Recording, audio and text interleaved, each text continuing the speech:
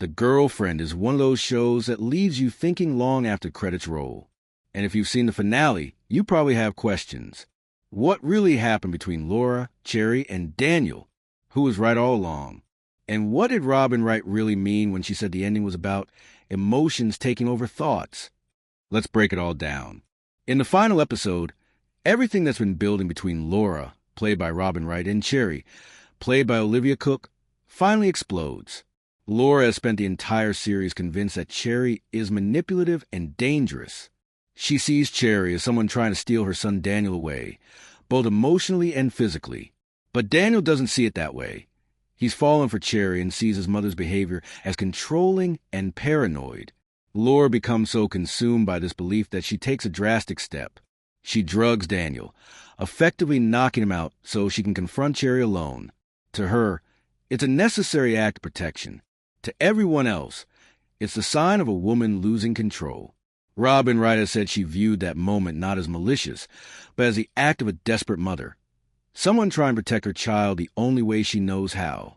When Cherry arrives, the confrontation turns violent. The two women fight in Laura's house, and it spills out toward the pool.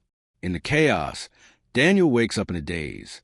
He sees his mother attacking Cherry and, without understanding the full picture, reacts on instinct. He grabs Laura and holds her underwater. In that moment, he kills her, thinking he's saving Cherry's life. It's one of the most tragic endings possible. A son drowning his own mother in confusion.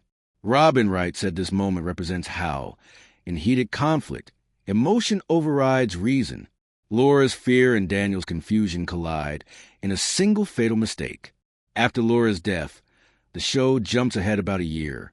Daniel and Cherry are now married, and Cherry is pregnant. On the surface, it looks like a happy ending. The danger, the tension, the paranoia, all gone. But this is where the story twists once more.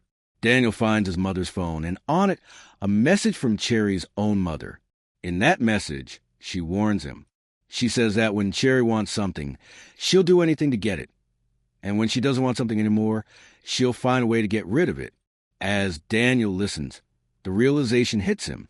Maybe his mother wasn't paranoid after all. Maybe Laura saw something in Cherry that he couldn't. The camera lingers on Daniel's face as he looks at Cherry, now pregnant with his child. And the expression is pure dread. The show cuts to black, leaving us to wonder, was Laura right all along? This ending deliberately refuses to give us closure.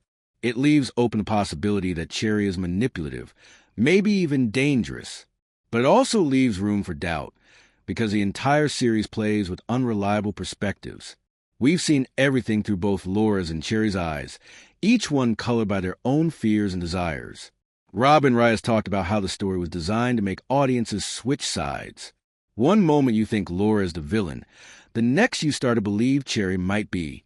It's this constant shifting of perception that keeps the story so unsettling. Wright also noted that Laura and Cherry actually share more in common than they'd ever admit. Both women are fiercely protective, ambitious, and controlling. And that might be exactly why Daniel was drawn to Cherry in the first place. Because she reminds him of his mother. That mirror between the two women is what gives the story its psychological edge. The line between love and obsession, between care and control, keeps blurring. Laura's actions come from a place of protection, but they spiral into destruction. And Cherry's motives, well, we're never fully sure whether she's sincere or cunning. Even the ending's biggest question, whether Laura is truly dead, remains open. Robin Wright has teased that Laura might not be gone for good, hinting that multiple endings were considered during production. Whether that's just misdirection or a setup for something more, it keeps fans guessing. What's clear is that Robin Wright approached Laura not as a villain, but as a human being overwhelmed by fear. She described Laura's breakdown as a kind of emotional blindness, saying that when emotions take over, logic disappears. That idea defines the entire ending.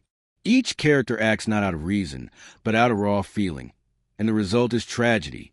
By the time the credits roll, we're left with two haunting possibilities. Either Laura was a delusional mother who destroyed herself and her son's future out of jealousy, or she was the only one who saw Cherry for who she really was. The show never tells us which is true. Instead, it hands that question to us, the audience, to wrestle with. So what does the ending of The Girlfriend really mean? It's not just about who lives or dies. It's about perception, trust, and the terrifying idea that love can blind us to danger. It's about how easily protection can turn into control, and how, sometimes, the people we fear the most are reflections of ourselves. In Robin Wright's own words, the story is about what happens when emotion takes the driver's seat and reason is left behind. And in that final moment by the pool, and in Daniel's haunted face a year later, we see the full cost of that loss of control. That's the genius of The Girlfriend's ending. It doesn't tie up neatly. It lingers, raising more questions than answers. And that's exactly what makes it unforgettable.